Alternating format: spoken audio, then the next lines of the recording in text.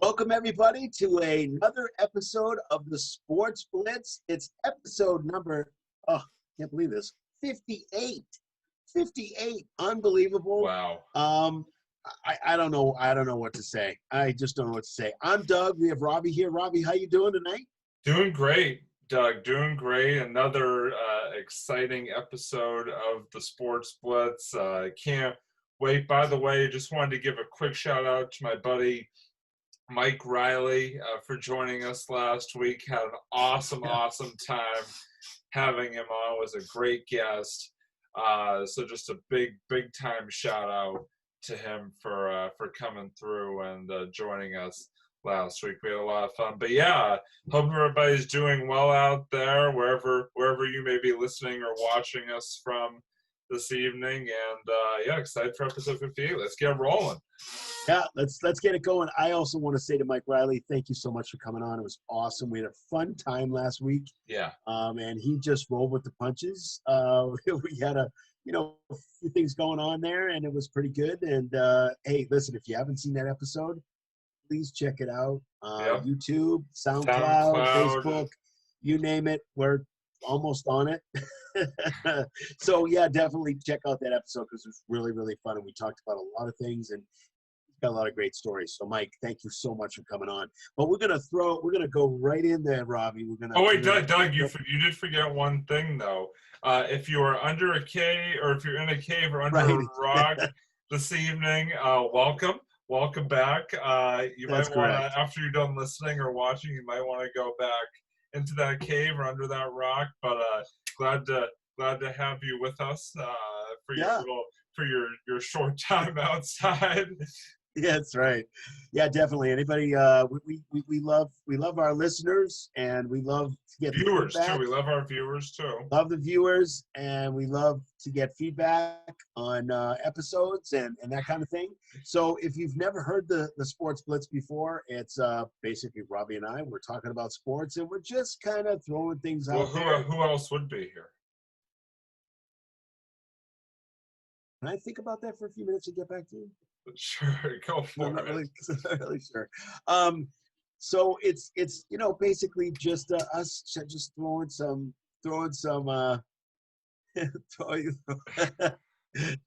ghosts, right?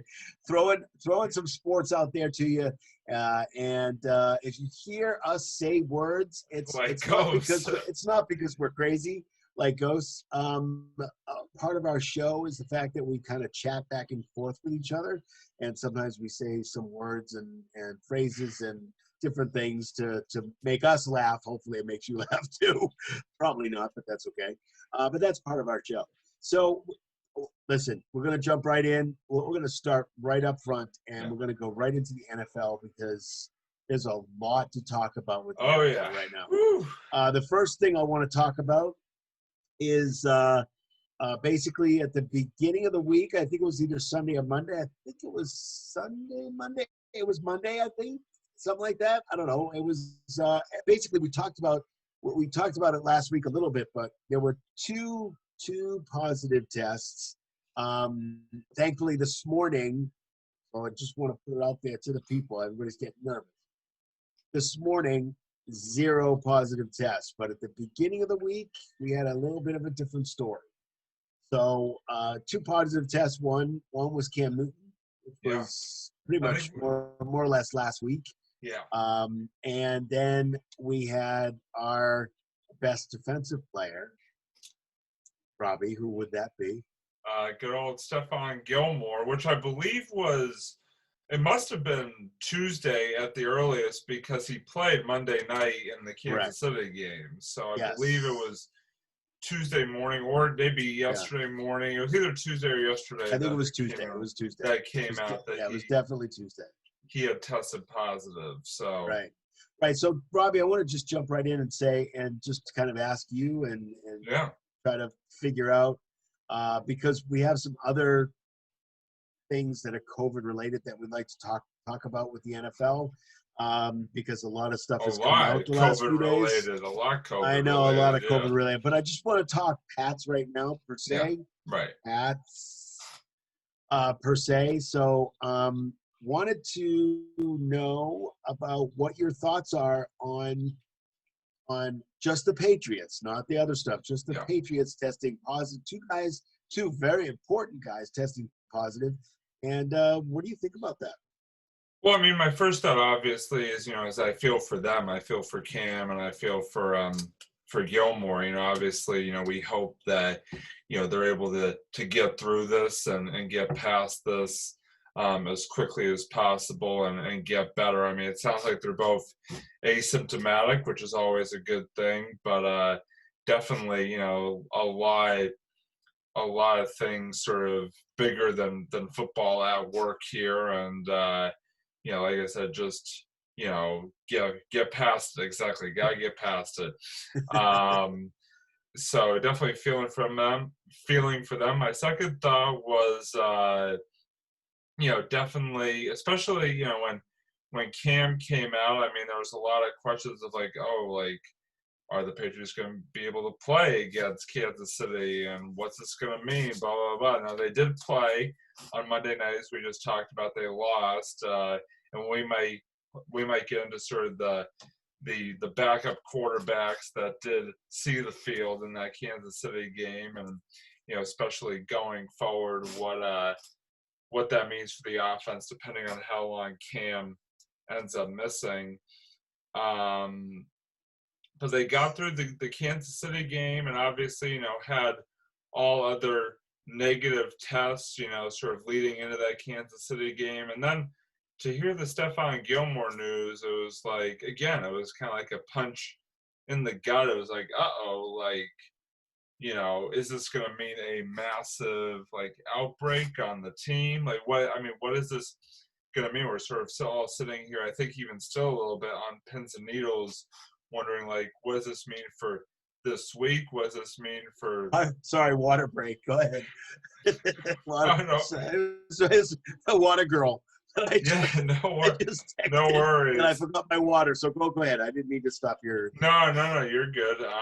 I think Stephon Gilmore's positive test really has sort of put Patriots fans on pins and needles for sort of the next ball to drop. Who's next, and again, just looking schedule-wise, what's going to happen with the Denver game, because obviously, the Pats had to close their facility and work from home the last couple of days. Now, I did basically the latest report is that they are going to move the game up, back a day to Monday. The Pats-Broncos game taking place at July.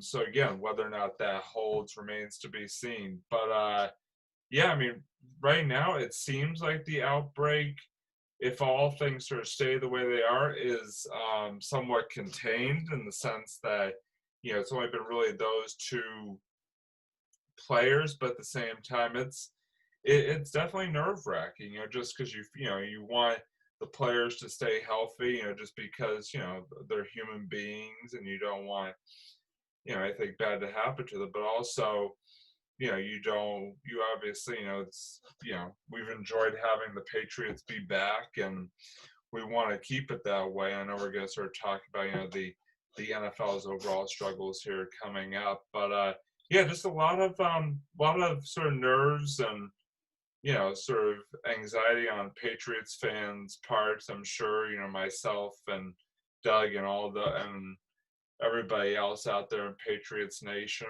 But right now, again, fingers crossed, knock on wood, it seems like, right now it's just those two, and everybody else has pretty much come out unscathed, at least up till this point. Yes. Yeah, I agree with that. Well, what happened is that they actually, I don't know why they did this today. Thursday. They should have done this a few days ago. But they did send a NFL person to go and check out make sure that the Patriots were actually doing their protocols. And it turns out that their physician on this had a little press conference and talked about their protocols. It turns out that the NFL couldn't find anything because the Patriots are actually doing the protocols. They have cameras. They have looks like a wristwatch, but it's actually a device that tells whoever where they are. And it turns out that by looking at the cameras, talking to the people, everybody was wearing their masks, including Cam Newton, who was wearing his mask. Now, it turns out that Stephon Gilmore had dinner with Cam Newton. Right. I think it was about a week ago, I believe. I think it was that Friday. Yeah. Anyway, they went out to dinner together. And they think that's maybe where Stephon Gilmore got it. They don't know for sure, but they're thinking that, but they're following protocols. It's interesting because, a lot of the other offensive guys and quarterbacks, are sort of in the same space as Cam Newton. Yet, as of right now, none of them have tested positive. So again, it kind of goes to show you, just the intrigue of this virus, how it impacts people differently, but also how some people who are exposed or potentially exposed somehow manage to dodge it, and other people are not so lucky. So just another sort I'm not sure if it's a dodging as opposed to being asymptomatic, not having any symptoms at all, and not really but you're still going to test positive if you're asymptomatic. Yeah, you test. You can still. Yeah, of course you can. Yeah, of course you can. And you only become asymptomatic when you test positive. Right. So that's where it comes from. But I think what I'm saying is that you either have it or you don't have it. I don't think that, and it depends on the person, and it depends on the gestation period.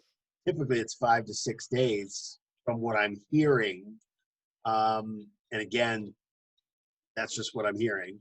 And it just depends on kind of what the exposure is and when that is and stuff like that. Again, that's doctor stuff, and we're not going to get into that at all. But we are not medical professionals here on the Sports Blitz. No, we play them on TV, but we're not real medical professionals. But I think what it comes down to is I like the fact that I don't like the fact that the NFL's investigating. That's the first thing, because I don't think they like the Patriots anyway, but they went in and they were like, well, we can't find anything. I wonder why, because we're actually, doing the protocols, doing what we're supposed to be doing. And that's why our testing, and this proves it, Robbie, and we're going to get into this in a few minutes. There's another team, and I'm not going to mention the team yet because we're going to get into it in a few minutes. But there's another team that keeps their guys, 2 more guys tested positive again today. I'm not going to tell you the total yet of how many guys, but we're going to talk about a team that was not following protocols, obviously. But we'll talk about that in a few minutes. But what do you think the impact? What do you think the impact was on the Patriots team? They didn't have their quarterback, and we had 2 different quarterbacks playing. Hoyer and Stidham, and Stidham. And what did you think about the game, and how did you react to the fact that Cam Newton was not going to be able to play? It's interesting because once I saw that Cam was out, I was like, oh boy. That was basically my reaction, was, oh boy. When I came to the game against Kansas City, I didn't see how we could pull it out or have a chance to pull it out. Let's be completely honest with you, against a team like the Chiefs without Cam Newton at quarterback. That being said, I actually was somewhat pleasantly surprised as how the Pats were. Again, I know things sort of got away from them a little bit towards the end of the game, but for the majority of that game, the Pats were kind of holding their own a little bit. I mean, it was 13-10 into the fourth quarter, and obviously, Hoyer. I mean, the thing people gloss over is the fact that the Pats got down multiple times into the red zone. Unfortunately, Hoyer made some mistakes. There's no question, and had a turnover too that ended up sort of killing those drives. Killing those drives. It was very, very frustrating. I will say I was very impressed with Stidham. Sort of coming in. I was kind of surprised because you sort of look at the look at what's been going on with Stidham and the fact that they signed Cam when everybody thought Stidham was going to be the guy, and then Stidham basically has been sort of a healthy scratch from the majority of the games so far this season. Everybody's sort of been like, wow, Stidham just must not really be ready at all, and just what does that say about Stidham and all of that. But honestly, he made a relatively good accounting for himself, especially that first drive where he comes in, takes them down, and they get their lone touchdown of the night. So I was pleasantly surprised by his performance. And Doug just typed this in the chat. The defense really was what kept them in that game for sure. The defense, came ready to play and really did a good job of stopping the run and getting pressure on Mahomes and forcing some mistakes and making plays. Obviously, like I said, they had one sort of after the Pats made it 13-10, the Chiefs kind of were able to get a good drive going and put it in the end zone. And they had a pick six, I know, on a ball that wasn't necessarily Stidham's fault. It was right off the fingertips there of Edelman into the defender's hands, which was a tough break. But I think obviously it's interesting. Again, you don't like to sort of go to the what if, so to speak. But since we're a sports fan podcast, we'll go to the what if. If Cam Newton had been, by the way, just quick breaking news here on the Sports Blitz. Oh, we need a sounder. Okay, per ESPN, this is breaking official. news. This is official. The Broncos and Patriots will play Monday at 5:05 p.m. at Gillette Stadium on ESPN. So it's some good old-fashioned Columbus Day Eve football for us to watch. And actually, the Bills-Titans game is going to be Tuesday at 7. We'll get into that more coming up here. But, I like it. We hate to play sort of the what-if game. But honestly, if Cam was the quarterback for that game, I think it would have obviously been a lot closer. I think the Patriots could have had a much more legitimate shot at actually winning that ball game, and that's stunning for me to say. Even if you were just looking heading into that game with Cam at quarterback, just as we were sort of building it up until Saturday when obviously the news broke. People, even with Cam at quarterback, didn't really give the Patriots a shot. But just watching that game and watching what transpired with, again, our second and third string quarterbacks, carrying the load for us, Cam could have pulled it out. Obviously, again, it's sort of playing the what if game, but it was better than I expected, to be honest with you. And I think that the score doesn't necessarily reflect how close that game was right up until basically the final quarter of it. Yeah, no, I agree with that too, Robbie. I think they did a phenomenal job and actually stayed in that game for probably about 3.5 quarters against the defending champs. And I was actually pleasantly surprised and kind of, we're talking about moral victories and stuff like that. And I'm not sure how much I believe in moral victories, but if you could take a really bad situation of a starting quarterback and not being able to, not Belichick's vocabulary, right? Not at all. Yeah. You take a starting quarterback, take him out of that game, and an important game too, not just an AFC game, but an important game to find out kind of where you're really at. Big test, big. Yeah, a huge test, and it would have been an even better test with Cam in. But I think you're right about that. I think that having Cam in, he would not have made the mistakes that Hoyer made. No. It's just not something he would do. And there were two biggies for but also, yeah. But also, given his running ability, you definitely had more. You would have had more options, sort of, as you got into the red zone in terms of play call. Definitely, and Hoyer can't run, so why he was trying to run and didn't. Well, I was about to say he did take off for one first down run in that game, but I know, but that's not exactly what we want him to do. It was not the same as having Cam out there, where you're just such a constant threat. Right. On the ground exactly. But I was really, Robbie, I'll tell you, I was really pleasantly surprised. This team is really kind of pumping me up a little bit. I pump you up.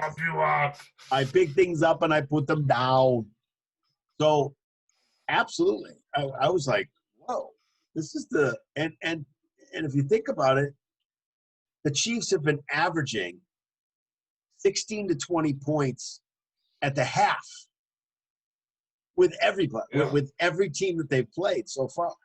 And it was what? And it was to keep them 6-3 a half. It was like 6-3 at the half. Yeah. I mean, that's got to show you something there. I mean, that's got to show you that our defense is just really, really good. Yeah. So it's one of those things, and I wanted to kind of ask you. You had this breaking news a few minutes ago about the NFL moving games. What's your thought on the NFL moving games?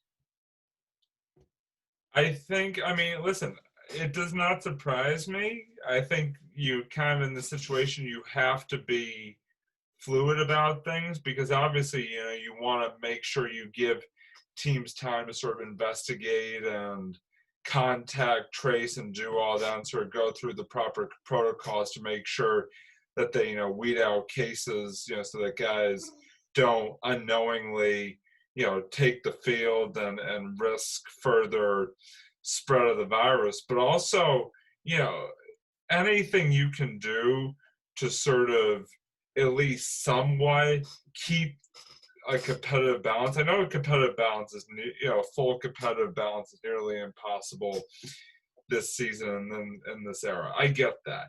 But if by moving a game back a day or two, if you can at least give a team a chance to, maybe get a day or two of preparation, because obviously, like I said, the Patriots are missed at least 2 days of field work due to the protocols.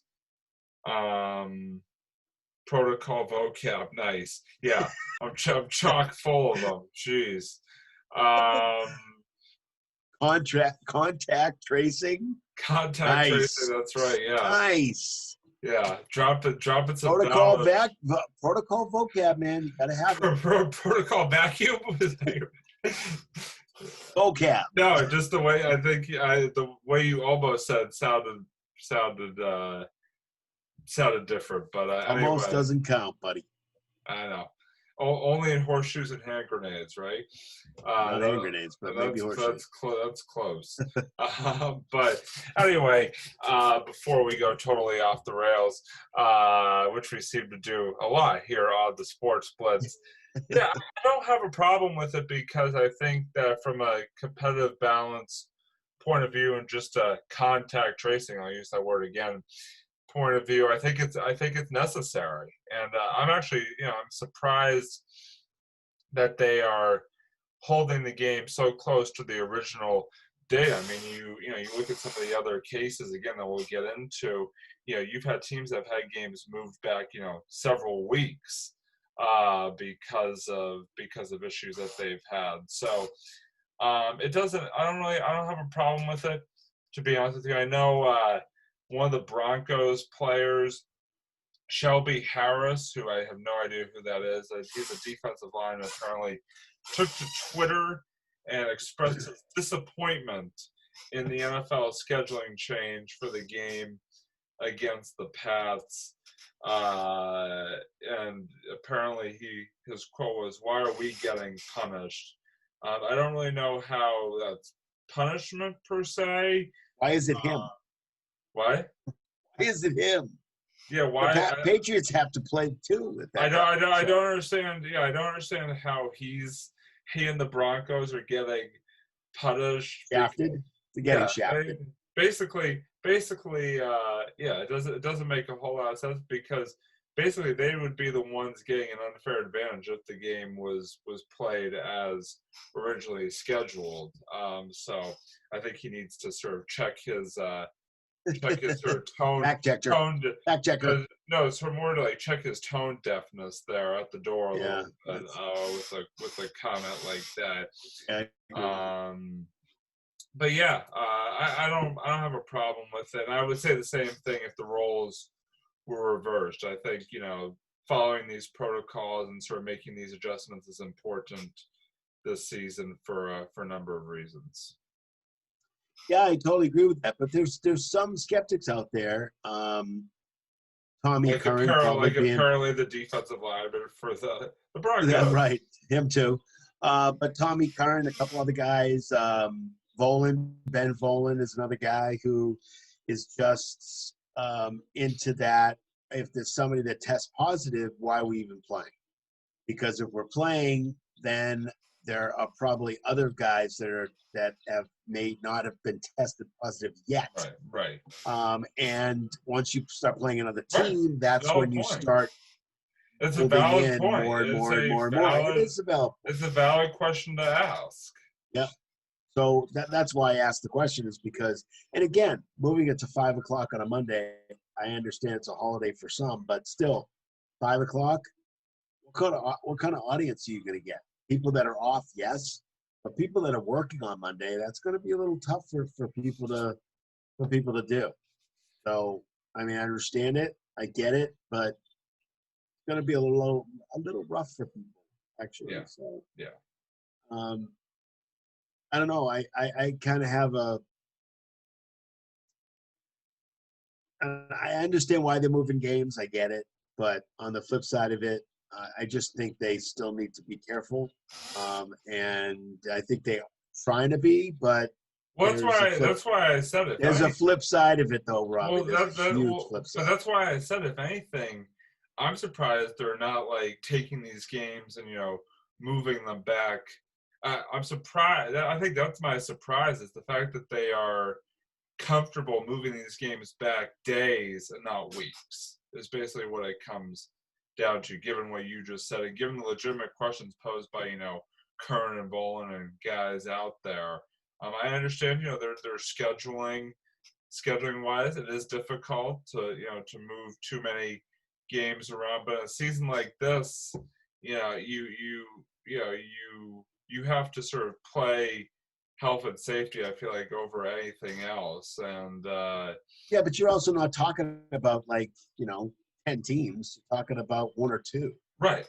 That's what I'm saying. So if anything, if it sort of stays to this sort of small little group here, I mean, it shouldn't be that difficult to maybe rearrange some things and for various weeks. Maybe, I don't know, have the Broncos play somebody else this week and then move that game back a few weeks.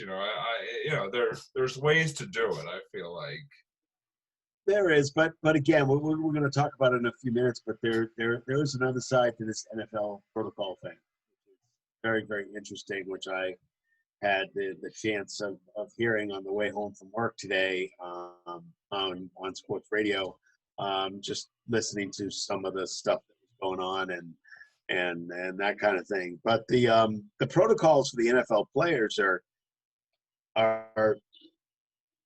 kind of the same. I think they're a little bit different than the ones we have. Obviously, the mask wearing, obviously the distancing, or trying to keep distance. It's really hard when you're a quarterback to keep a distance from your center unless you're doing a shotgun. But trying to keep the players safe is, just like you said a few seconds ago, is I think the paramount, is the most important thing. But what do you think of I mean, have you heard some of the other protocols that they're doing? And again, the cameras and the watches that they're wearing to keep in touch with them, and to keep that contact tracing going to find out where they are. Those kinds of things. What do you think about the protocols that they're using now? Yeah, I mean, listen, I'll be honest. I'm not as well in depth versed on what they're doing. Obviously, I know the masks and the distancing and stuff like that, and at the facilities and all that. During the practice week, leading up to the game and things like that. So I don't want to. What I don't want to do is I don't want to sort of go too in depth to something that I'm not really familiar with. So, but from what I can tell, just sort of the basic protocols. I mean, it's basically what you would expect. Masks, distancing, daily testing. Things of that nature. And so, again, we'll get into how some of the protocols have kind of been flaunted by certain teams and people, and that may be having an effect on where we stand right now. But I think overall, it seems like the NFL and the players really worked hard to try to establish these protocols to sort of be able to come back to the field safely. But again, it's such a fluid situation that you already see. I mean, all these adaptations and sort of adjustments having to be made because of issues that have arisen from this sort of ongoing pandemic that we are in. Right. No, that totally makes sense. Two more players today from the Tennessee Titans. Yes.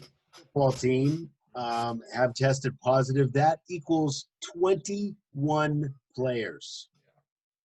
21 players. That's a lot of players there. That is a bad outbreak. You think, I mean, the Patriots, just a couple of guys, but the Tennessee, what has happened there has definitely been alarming on a number of different levels.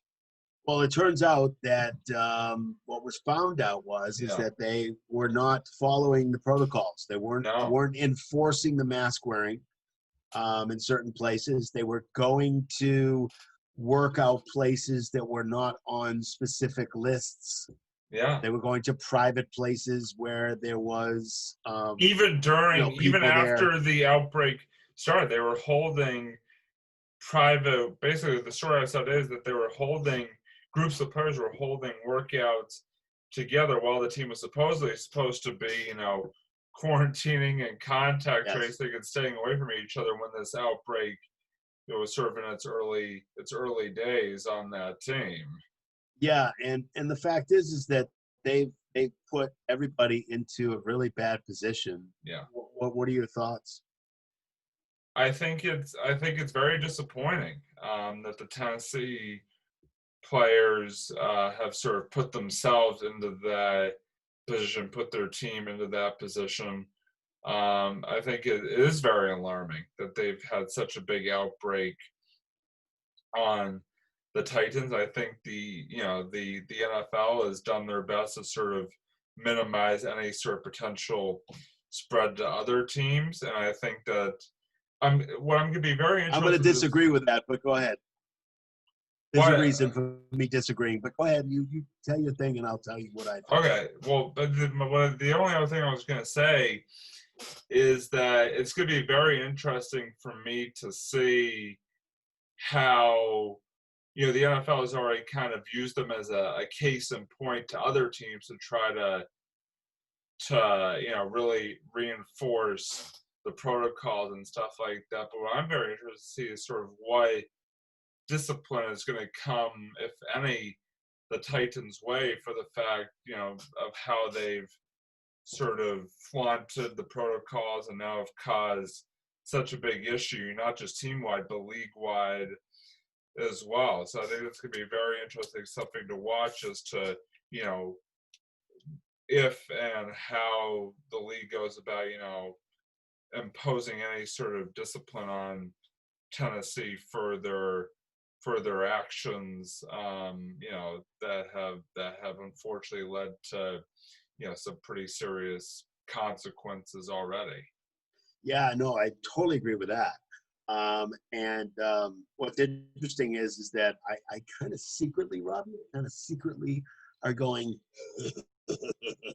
because the Patriots, who usually get caught doing something, whatever, and sometimes it's not right, and sometimes it's bogus, and sometimes it's just because we win, they just hate us. And sometimes it's more probable than not. Okay, sure. But we were actually You didn't get the reference? I did. About it. I was trying to. Oh, come on, Doug. So I think what it comes down to is that the Patriots were actually following the rules, which is great. And now other teams, so far it's been just one team specifically, but it's just like that the Patriots are like, oh, yep, they were following the rules. It's just something that happened, and they were definitely following the rules, and the Titans were not following the rules, and the Titans are probably going to be punished for it. And I'm just like secretly going, finally. So I just think it's I don't know. It's not something to, you don't want anybody to get COVID, and you don't want anybody to get sick. And a lot of the players that have it have been asymptomatic and who have tested positive, which is really, really good. You don't want anybody to get sick. You certainly don't want that to happen. But I really do have an issue and finding out some information today about how the NFL is handling certain situations, and certain other situations they seem to be handling it fine. Obviously, the protocols that we just talked about is the things that they're doing: mask wearing and contact tracing. No, contact tracing. They're not tracing anybody's contract, and I wouldn't either. How you would do that? They're tracing it back to the table where it was signed. Yes, and they're going back. They're actually taking a piece of tracing paper and actually going like this and tracing what they saw. No, never mind. Anyway, so doing that, doing the little watches that they wear, and the little they got the little things on their ankles or whatever it is to be able to watch and see where they go and make sure that they're not going somewhere they're not supposed to, and cameras and all this kind of stuff. And then there was a report, Robbie, that last week the Patriots had asked the NFL for a bigger locker room in Kansas City. The Kansas City locker room, the visiting locker room, is 1,000 square feet. 1,000 square feet. So we're talking about a very, very small room where you're supposed to social distance, where you're supposed to be not next to each other. Yeah, there may be some plexiglass or whatever they put up there, but 1,000 square feet? Are you kidding me? Yeah, that's not. Trace Winovich is 1,000 square feet just himself. Yeah, there's not going to be a whole lot of social distancing going on that. No, and guess what? Guess what? The NFL, who you said is supposed to be so good with making sure our players are safe, denied it. I didn't know that, so that's not. I know, and the report just came out a few hours ago, and the fact is that they denied it. Why? They had plenty of time to go to not every stadium, but to call every stadium and say, first of all, these are what the protocols are going to be. And can we get a couple of locker rooms? You could go and do a prefab locker room that's large, that 50, you talk about 53 to 55 guys, plus anybody else that's in there. Yeah. So the trainers and, it's a lot of people. Yeah. You get this prefab thing, you put it on the outside of the stadium where they can walk right inside or whatever it is. You get the prefab, you put it inside the stadium if you have room. Then you got enough room for everybody.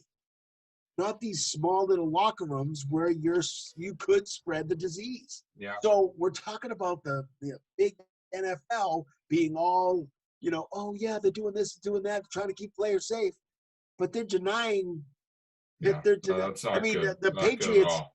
Bill Belichick and the Patriots went to them and said, this locker room's too damn small. How are we supposed to, Chase Winovich is like up against the next guy, and they're going like this. I mean, how can you know what 1,000 square feet is? It's not a lot of space. No, not for 53 guys, 55 guys. Big guys at that. These are big guys. These are, we're not talking, all the, they're on all Julian Edelman. And let me tell you, he's not a small guy. Yeah. Maybe in height, but not this way. So again, this is now just hearing this report, Robbie.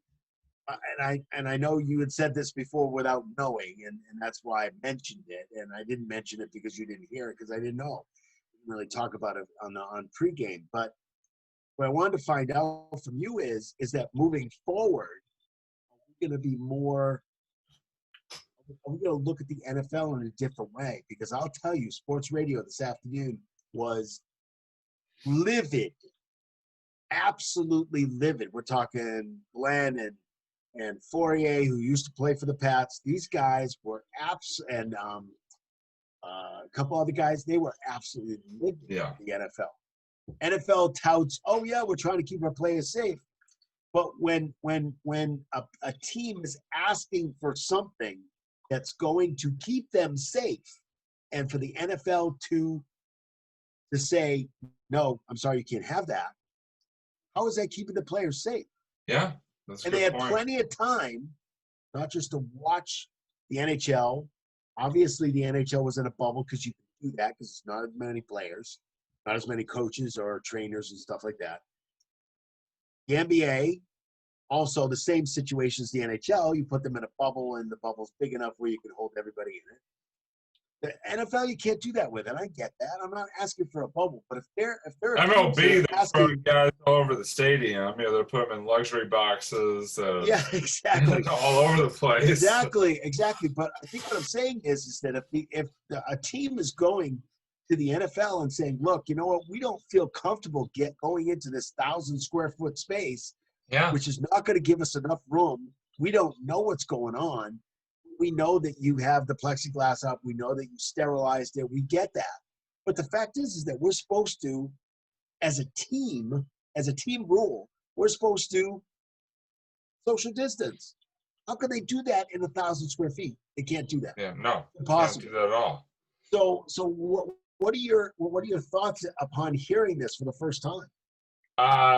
Very disappointed in the NFL. I mean, I think that just sort of goes counter to everything that they seem to be preaching, at least in the public's eye, about trying to protect player safety and health, and just to hear that they would deny something that, again, as you were saying, is sort of in lockstep with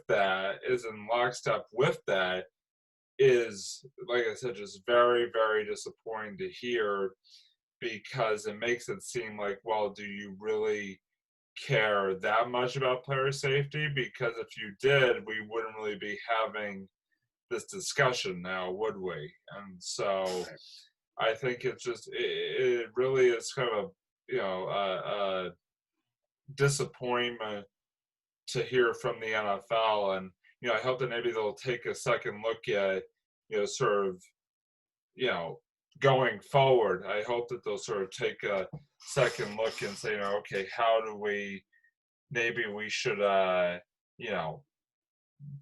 make a smarter choice next time, and try to figure some things out, rather than now putting themselves in a position where sort of what they've been preaching in terms of safety and stuff like that sort of coming under fire because of this decision that they made that seems to go directly encounter to said thoughts.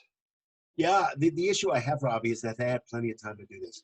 They had plenty of time to look at the other Yeah. teams, look at the other groups, see what they're doing. They have plenty of time to do prefab. They have plenty of time to go and say, hey, guess what? By the way, I think we should set this system up because obviously we're going to have 53 to 56 players or 53 to 55 players, Well, that's the thing. including the guys that are on reserve, including the guys that are traveling with the team, That's the including thing. the trainers and all that kind of stuff.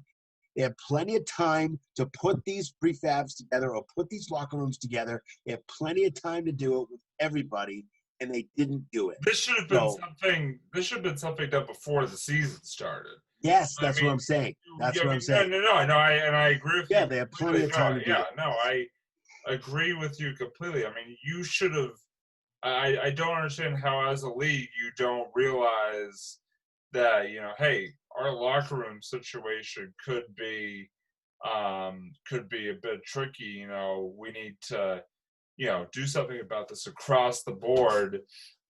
To sort of help keep our players safe and help our teams to be able to to socially distance and all that. So yeah, I mean, the fact that, especially hearing that story and really thinking about the fact that they did not do that is very disappointing and surprising. And yeah, they're constantly touting player safety, but when it really comes down to it, I'm not sure if they really care. And this is why a lot of guys like Tommy Curran and Ben Volen are like, why don't they just, if somebody tests positive and there's a game coming up on a Sunday, first of all, you may get an advantage, just like KC got, because our best quarterback was out. That's the first thing. True. I understand how they have to. Oh, do they have to play these games? There's got to be a plan, Rob. Yeah. Now, let me ask you a question here. Yes. Let me tell you something, and then I'll ask you a question. Let's do that first. Okay. There's got to be a plan. My opinion is there's got to be a plan to see if something like this happens, where there are teams where they have to postpone and then play again later on. There's got to be a plan. Maybe there isn't, but there's got to be a plan for the NFL to go to the end of February, maybe even early March, mid-March, and play the Super Bowl in that period of time. Yeah. There's got to be a plan. So if there's a plan to do that, why not postpone these games until later on? Plan. Yes, it's got to be a plan. Postpone these games to later on where there's an advantage to both teams. And maybe there won't be at that time. I don't know. But if there's always a disadvantage when two of your best players are out. When you're starting quarterback. How is the fact that you're now out of your facility for basically 3 or 4 days out of 5 on a game week? I mean, that's just a disadvantage in of itself. Hey, Robbie, let's talk about that last weekend. Let's talk about the Patriots flying on the same day, which, by the way, is a rule from the NFL that you're not supposed to play on the same day you fly in. That's why they fly in 2 days before or 3 days before in some cases, depending on where you go. I think if it's like the West Coast, I think they fly in like maybe on a Thursday or Friday. Then you have 2 days to prepare. Right. They haven't been preparing, and everybody's saying, "Oh yeah, they have been." Well, they haven't. They haven't run. They haven't been doing it. You can't doing their exercises, but you cannot do this, and you can't fly in the day. How did they play that game, Robbie? That was incredible. Yeah. How did they play that game? They were tired. As close as they did. They keep as close as they did. They were tired. They were tired. They were nervous. They even went on 2 different planes, one going out of New Hampshire, the other going out of Boston. One was like a COVID plane. The other was not a COVID plane.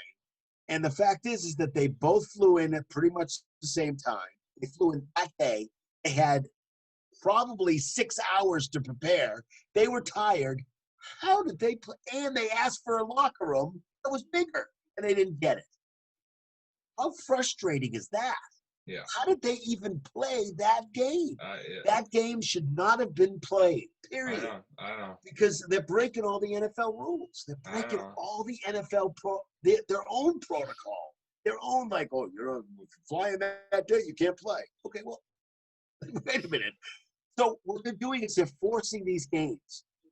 I don't have a problem with you postponing it and playing it on a Tuesday night. I don't, or a Wednesday night. Don't have a problem with that. What I have a problem with is forcing the games, because that's going to be an unfair advantage to the team that's flying in. It doesn't matter what team it is. Yeah. I'm not even talking about the 100%. I'm talking about it's an unfair advantage, and they shouldn't be doing it. I understand. 100%. Oh, we gotta go with the season, and we're not gonna stop. Okay, that's fine. Don't stop. I don't have a problem with you not stopping. Just postpone the game so there's a fair advantage to both teams. Yeah. That's all I'm saying. Yeah, you gotta it needs to make sense in terms of a competitive, at least somewhat of a competitive balance or a competitive advantage. Yeah. So it has to make somewhat sense. I know, yeah, you're like me when I talk about about baseball. The Red Sox. Yeah. I was getting all hot, man. Because they're contradicting themselves. I know. Themselves just to get these games in. You cannot do this. It's unfair. Robbie, I am so happy and so proud to and maybe that's too much, but for the way they played, they had 6 hours to basically prepare for this game. I was shocked that they kept without their starting quarterback. I was shocked that they kept it that close. You know, I don't. It was amazing. It was amazing. I have no idea how they did it. There was one thought that they were taking all their frustrations out on Kansas City, which would kind of make sense. That would make sense that they took all their frustrations out. But there was a lot of frustrating stuff that happened that day. And by the way, why do you think Bill was wearing 2 masks? Oh, yeah. There was a reason he was doing that. Oh, yeah. He was sending a message. Message sent, baby. Message sent. By the way, I love Andy Reid and like the fact that he's sort of like elected to go this season with like the face shield. The face shield. It's quite he actually should be wearing a mask too. Because the droplets can go under the mask. Yeah, well, you see under the shield. You see how many the shield just protects you. It doesn't protect other people. You see how many NFL coaches so far this season have been fined and their teams have been fined because they haven't been wearing their mask properly. It's like, if you want a season, wear the damn mask. Wear the damn mask. Well, Bill had 2 on, so he could share his. Yeah. No, he can't share his. No, if you're an NFL coach and you want so badly, to coach the season, to have a full season, where like it just is, like you're saying, just does not make any sense. The thinking and the mindset of some of these NFL apparently higher ups, players and coaches. Like nobody is making a whole lot of sense in this situation. Yeah, no, I totally get it. There was a coach firing this past week, Bill O'Brien from the Texans. Turns out there was a little bit of controversy there, not on his firing. I think he deserved to be fired, but there was a reason. Did you hear anything about that, Robbie, and what are your thoughts?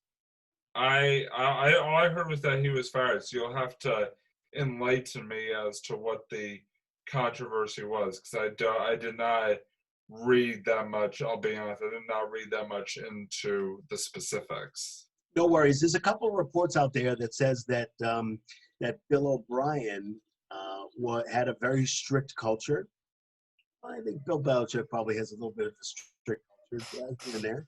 Yeah. But is also very stern and was really having a lot of fights and arguments with his players.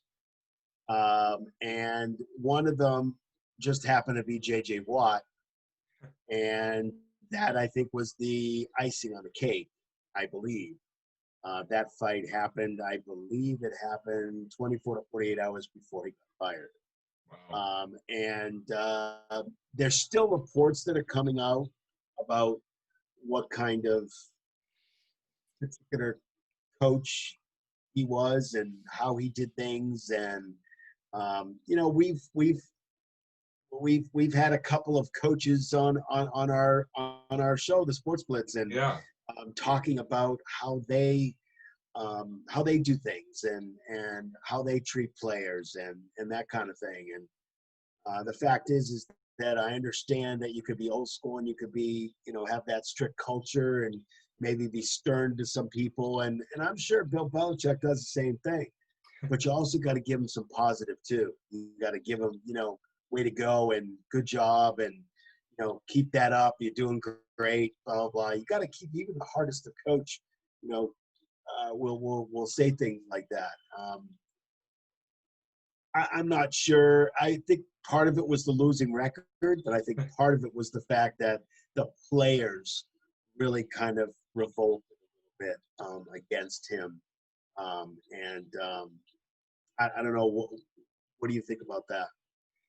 I mean, I'm not surprised because the Texans certainly were having their fair share of struggles this season. I think they definitely have underperformed expectations. The last couple of seasons at least. To hear the J.J. Watt news is surprising in the sense that J.J. Watt, seems like a very sort of mild-mannered guy. He seems like a very sort of upbeat personality. So to hear sort of him, coming to odds or worse with his head coach definitely shows you that there's something to that behind the scenes.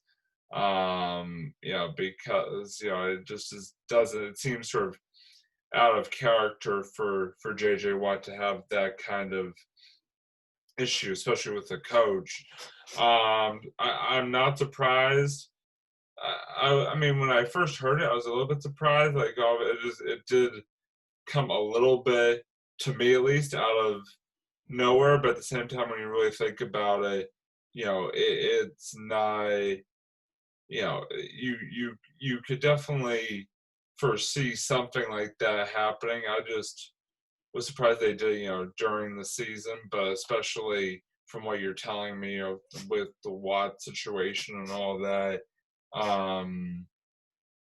definitely makes sense. And, it's interesting because now the interim coach is another Belichick disciple and Romeo Crennel, who has kind of, been all around the NFL since leaving the Patriots. But, I think that, it was interesting to say the least. It'll be interesting to see where the Texans, who were a playoff team, by the way, last year, where they sort of go from here now in the post Bill O'Brien era. Yeah, no, I definitely agree with that. The other part of it, I think, is the fact that he was coach and GM. And I don't know if you've noticed, Robbie, but he's been gutting the team. Yeah. Yeah, DeAndre Hopkins yeah. was one that was like, why did he just do that? I mean, that didn't make any sense whatsoever. So I think that was at least part of it. Plus the strictness, plus the maybe the sternness, and plus the infighting with him and his players. Yeah, it should be interesting to see. I think Romeo is, we've obviously had him, and he obviously is, a different kind of coach, and we'll have to see if they can turn things around. I just thought I'd mention that because it was something that kind of came out, and the stories are still coming out now. Right. They're still coming out as of today, of stuff that he has that he's done. So I'm sure we'll find out. We'll find out more in the coming days. There'll probably be a book. There's somebody write a book about it. J.J. Watt probably get a book deal just to talk about Bill O'Brien is coaching. Already talking about. Do you know there's a rumor? There's a rumor that says that you won't believe it if I told you, but maybe you would. That McDaniels is going to leave and Bill O'Brien's going to come in and take his position. McDaniels is going to leave to coach. Maybe one of these teams, maybe the Broncos, or maybe not the Broncos. Maybe they've done that before. Maybe New York Jets. Interesting. Anyway, I don't think that's going to happen, but it's too early for that anyway. But hey, listen, I wanted to throw this out to you. I have, and I'm going to admit freely, I have not been paying attention to the Major League Baseball playoffs. I have not been paying attention. I kind of know who's going and who's doing what. But you know what? I'm just going to throw it over to you for an update on the MLB. Yes. So the MLB playoffs, obviously, taking place right now. We are in the divisional series round of both the AL and NL. Two teams have already secured their berths, actually just today in the championship series round. The Atlanta Braves finished off a 3-game sweep of the Miami Marlins and the Tomahawk Chop. Oh, okay. That's very controversial. You started it. Are we not supposed to do that? I don't know. The views of the sports blends do not necessarily reflect the views of other people. I don't know. Right. Just remember the NFL team in Washington is not called that name. Yeah, the Washington football team. But yeah, so the Braves are moving on, and actually they handed the Marlins their first ever playoff series loss as a franchise. Gonna get me a Marlin.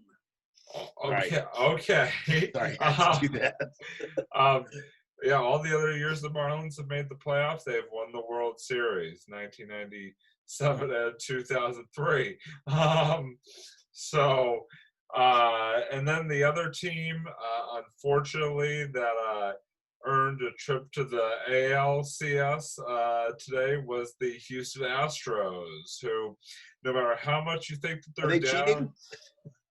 Who knows? No matter how much you think that they're down, and the fact that they had a losing record at the end of the regular season, still got into the playoffs, and now the Marlins weren't playing that well either, were they? I don't think they were playing better than the Astros. Oh yeah, that's true.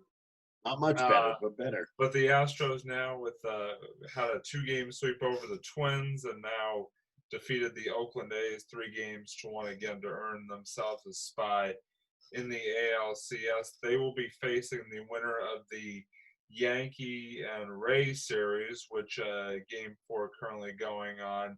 Tampa with a 2-1 lead in the series, but the Yankees currently with a 4-1 lead in game 4 of that series, and so potential for a game 5 tomorrow night in that series. And then in the other NL series, the Dodgers, good old Mookie Betts and David Price Dodgers, looking to finish off a sweep against the San Diego Padres.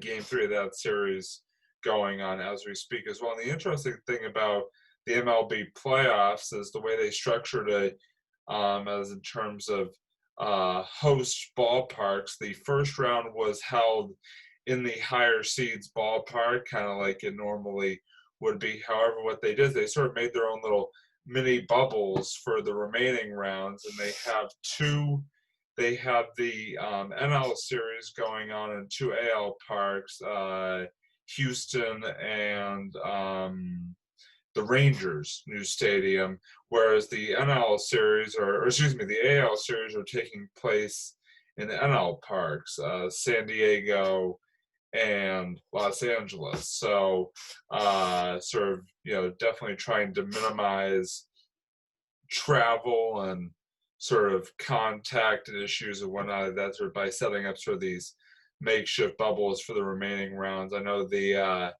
I think the ALCS is going to be held in San Diego, and the NLCS is going to be held in Houston, and the World Series is going to be held at the Rangers stadiums or something like that. I forget exactly what. Yeah, that's a great idea, though. I forget exactly what it says. Yeah, no, it definitely is definitely was well thought out by the MLB. It's interesting when we talk about the issues the NFL is having.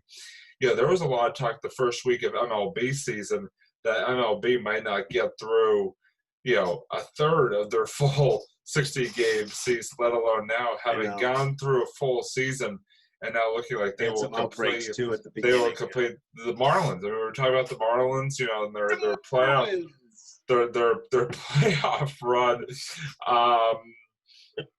and they were the first team that really right out of the gate had a pretty bad outbreak there and had to move some games around, but they got it done. To quote Larry the Cable Guy, "Get her done." They did get her done. I think you're cringing enough for both of us. No, that's fine. I know who he is, and I've seen him, so yeah. But anyway, So MLB playoffs chugging along, there actually are going to be fans at the Championship Series and the World Series. There's going to be a small capacity of fans. Actually, Doug, if you don't mind, I want to go back to the NFL for a split second because I had I don't know if you heard this news, but I wanted to get your reaction. The Florida governor, good old Governor Ron DeSantis. I heard about this. Gave the okay for the Miami Dolphins, at least. I'm not sure if this was for just the Dolphins or for all the Florida teams. They're just the Dolphins they were talking Dolphins about, at first, yes. For going forward have full capacity. They're not going to do it. No, well, that's why I was going to say. I wanted to sort of get your reactions here twofold here, if you don't mind. So your reaction to, first of all, the governor of Florida's office's decision to allow that, but second of all, the Dolphins' decision to sort of stick with the limited capacity, at least for the time being, that they have been using so far. My reaction is that the governor of Florida is crazy as a loon, and I think that I mean, that goes without saying, but I don't think. I'm sorry, but he's crazy, and I understand. He believes in certain things, and I get it. But that doesn't make any sense whatsoever. That's the first thing, and the second thing is that I believe that the Dolphins are doing the right thing. Yeah, I agree. Because of the fact that they've already seen that there's a huge outbreak with the Titans.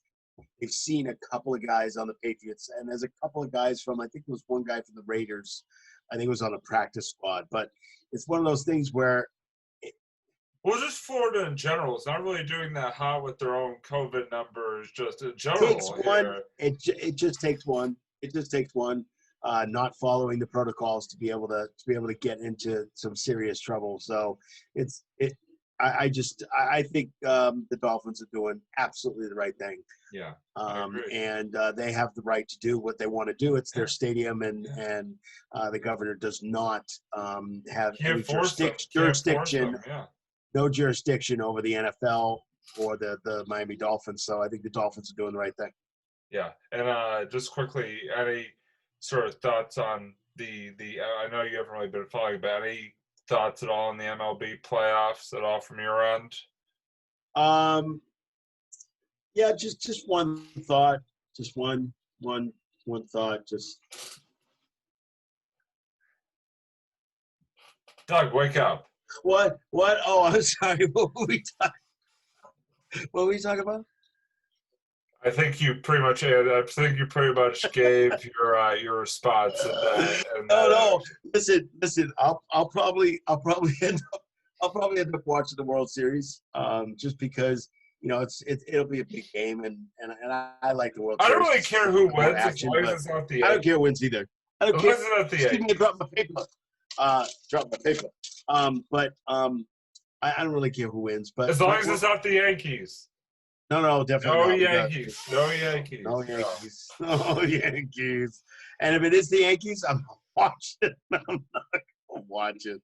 No way. And one of my very good friends is in New York, and he's a Yankee fan, so that's. But it's all good. It's all good. But yeah. So we move. I mean, the thoughts are my thoughts on MLB is that MLB has been doing it the right way. Yeah. Absolutely been doing it the right way, keeping their players safe, making sure there's protocols in place, and they've canceling games or postponing games. They're doing a great job. They've done a great job. So that's really beyond the actual play on the field. Right. I think they're doing. They've done a good job. It started out very shaky. Considering it did start off really shaky, and everybody was like, "Oh, you got to cancel the season," and they were like, "No, let's just push through a little bit, but let's keep those, everybody safe." And no, they did. They've done a good job. Yeah. They've done a good job of it. Definitely. And last but not least, our buddy, friend of the Sports Blitz, LeBron James, is one game away. I knew you were going to look at me like, what? Is one game away from winning his... we have to talk about this. We could just gloss right on by it. We could gloss right on by it. We should have. We definitely could have. But, yes, one game away from another NBA title. I'm just hoping Jimmy has another great game. We just keep this series going. I just they play tomorrow night, and we'll have to see what happens. Yeah. It's one of those things where if LeBron's going to get a lot of accolade for this, I don't think he is. And actually, you want to know the truth, Robbie? I'm supposed to say no, Doug, lie to me. Oh, yeah. If you really want to know the truth, I know you like it when I lie. Really want to know the truth? I think personally that AD, the other guy, the other guy. Big guy. I think that he's MVP. Yeah. He has played incredible in these playoffs. And as far as I'm concerned, LeBron he may win a championship, but I don't think he deserves to get the MVP. And if he gets it, there's something wrong if he gets it. I'm telling you right now. Rigged. If he gets it, it's rigged. Oh, it's horrible. He paid somebody off.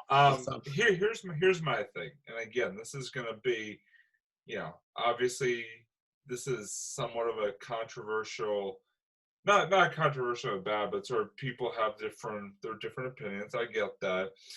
But I don't care if LeBron necessarily wins the title, because even if he wins this title, I still do not think that puts him above Michael Jordan for greatest of all time. That's just my personal opinion.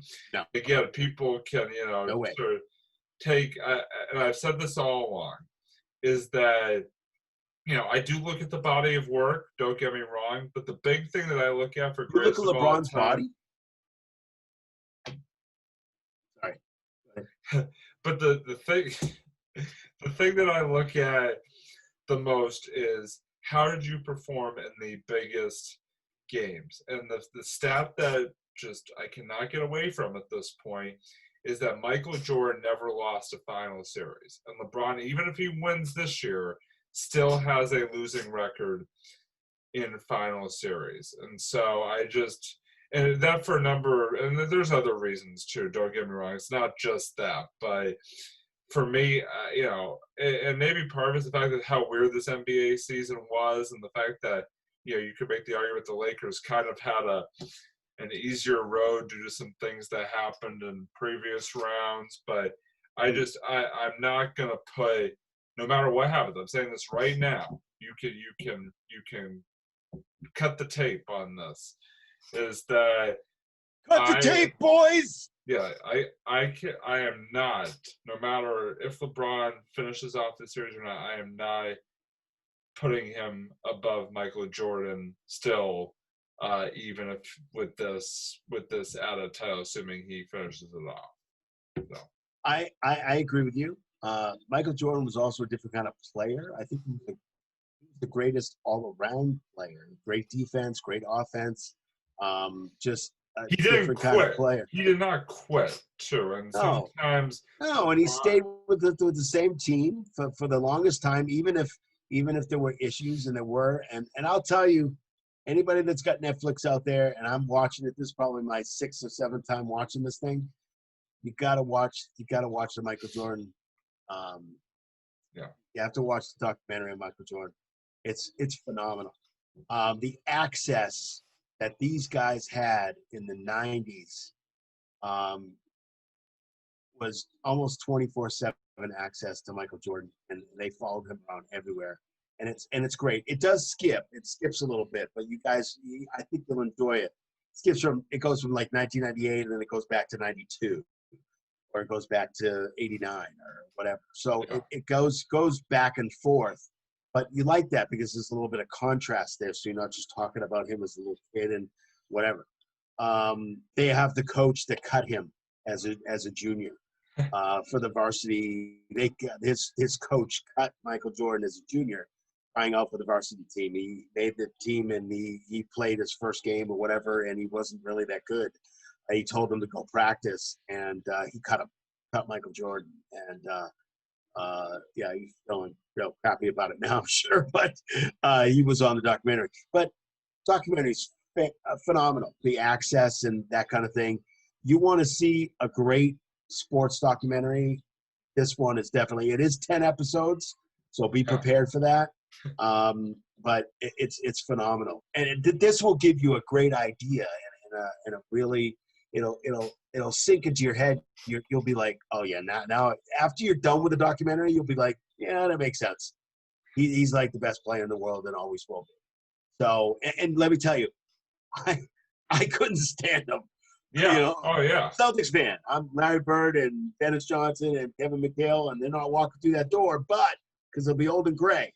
But I'm a Celtics fan, so I didn't like Michael Jordan when he came in. But as Larry was leaving, Michael was coming in. Right. So you have Michael, you have Larry Bird and Magic Johnson finishing up their careers, and as they were finishing up, Michael Jordan was just coming in, just making the playoffs, and just coming in around that time. Perfect transition to him. But again, I agree absolutely 100% with you. Just because he wins this one does not put him in any way, shape, or form near Michael Jordan, as far as I'm. Right. All right. Yeah. Yep. Absolutely. I mean, not much more left to say on that. I just, no, it's not at all. So we'll just, we'll just have to see. I'd love to see Jimmy come out and have a great game with Miami again tomorrow, and just keep this going, because that's just going to piss off LeBron, and anything that can piss him off. Exactly. Yeah, good enough for me. Yeah. But we're at the time of the show where we always do our final thought. So Robbie, I will throw it over to you. Thank you. For a final thought of the evening. Yes. So actually, this is not necessarily going to be sports related, but one of our. Give me a Marlin. I still don't get the reference, by the way. I don't get the reference. From Austin Powers. Powers. Okay. Well, it's funny that you bring up movie references because. Yeah. So for my final thought tonight, obviously we've had some very, very special guests on the show so far, and one who has had the most appearances so far on the Sports Blitz has been our buddy Kyle, and Kyle just celebrated a birthday yesterday. The 31 years old. Hey, old man! Happy birthday! I'm sorry. Look who's talking. But I ain't old. You're older. Not older. I'm younger. 29 times 2. Exactly. Great math skills. That's not 29 times 2. That's too old. Yeah, I know. I knew that wasn't. Oh man! But I wanted to send this partially because I didn't really have any other final thoughts. But no, regardless, I wanted to plan for that final thought, Robbie. Yeah, I wanted to send a shout out to Kyle and wish him a very happy 31st birthday. I hope you had a great day, and he's for those of you who don't know, and you wouldn't know if you haven't watched On a Couch Talking Sports. Shameless plug. Which you Shameless should. plug. In all seriousness, Sorry, Kyle is sort of recovering from a little bike accident that he suffered a couple weeks back. Okay? Yeah, he's fine. He just it's nature's great equalizer, bike versus car. So he's okay. Could have been a lot worse, and so he's doing much better. And so we wish him well in his recovery, and also wish him a very happy birthday. And go watch On a Couch Talking Sports. Doug's been on it. It's a good show. And But when to be on it again, but that's all right. You were just on like a month ago, so 2 months ago. So try again. It was. It's all right. I'm just joking. I know. I'm just joking. I know you are. You have been on most of any guests that we've had on, so. I have. I feel very good about that. Yeah. So no, I just wanted to say, happy birthday to Kyle, and continue to get better, and here's to another great year. Hopefully, much better in the world than the overall 30th year was. But yeah, I know what a time to have a birthday. But yeah, so that's my final thought for this evening. So Doug, I will turn it back over to you. What is your what is your final thought for episode 58? My final thought.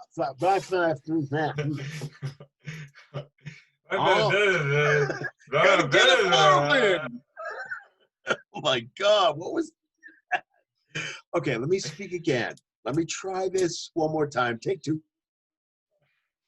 Okay, wait, take two. My final thought for episode 58 of the Sports Blitz is two. One is happy birthday, Kyle. Yes, you are old. Get your ass off the bicycle. Get in a car. I don't know what you're doing. I hope you feel better. I didn't know this happened. I do hope you feel better. I wish you many more birthdays, many more successes, and hopefully we'll talk to you very soon. Yeah. I do wish you, to obviously feel better. My other news is a little sad rock and roll news. Oh yeah. In the last 24 hours. Yesterday, one of the greatest guitarists of all time, as far as I'm concerned. I know there's other guys, and we could list them, but we're not going to. But Eddie Van Halen unfortunately succumbed to cancer. He has had cancer for 10 years. Yeah. He has mostly beat it. But yesterday he succumbed to it, and pretty young guy too. But I would just implore you to go to YouTube, to go and listen to his riffs on the guitar. They are phenomenal. Yeah. They are incredible. Oh, yeah. Legendary guitarist, legendary band, Van Halen. Married, first marriage to Valerie Bertinelli, who was one of my favorites, on One Day at a Time, a TV show in the 80s. You gotta just go listen. It's just unbelievable what he did. And what's more incredible is that he can't read music. That's the most incredible thing. The only time somebody found out is when he was actually taking music lessons. It was 5 years in. He still couldn't read music. And the guy who was teaching him was playing piano and wanted him to change, turn the page. And so the guy was playing the piano, and he turned to Eddie and said, "How come you haven't changed the page yet?" He said, "Because I can't read." 5 years into lesson. Wow. Unbelievable that this guy did not know how to Incredible. And he just played the way he played, was just incredible. He will definitely be missed. The Sports Blitz and family wishes his family condolences and rest in peace. And rest in peace, please. And absolutely. Yeah, definitely. But that's it. That's all we got for this week. All we got. Thanks, Robbie, very much. Had fun tonight. Always a good time. Yes. We are on. Yeah, always a good time. We are on. We're going to name all the stuff that we're on here. We're on Twitter. We're on YouTube. We're on SoundCloud. We're on Facebook. What else are we on? That's it for right now. That's it for right now. We're moving in the right direction to be able to be on some other formats so you can listen to us. But definitely give us a listen and a watch right now. Yeah, give us a listen and watch right now. We're going to throw it out there to you. And hey, listen, this is our 58th episode. Next week, we'll have more stuff for you. We'll have some special guests, hopefully, down the road, too. Yeah. And hey, I'm Doug. That's Robbie. Actually, he's over there. That's Robbie. For the Sports Doug's over here. Yeah. The Robbie's, nope. That way. Yeah. Yeah. Okay. For Doug and Robbie for the Sports Blitz, thanks so much, and we'll see you next time. See you, everybody.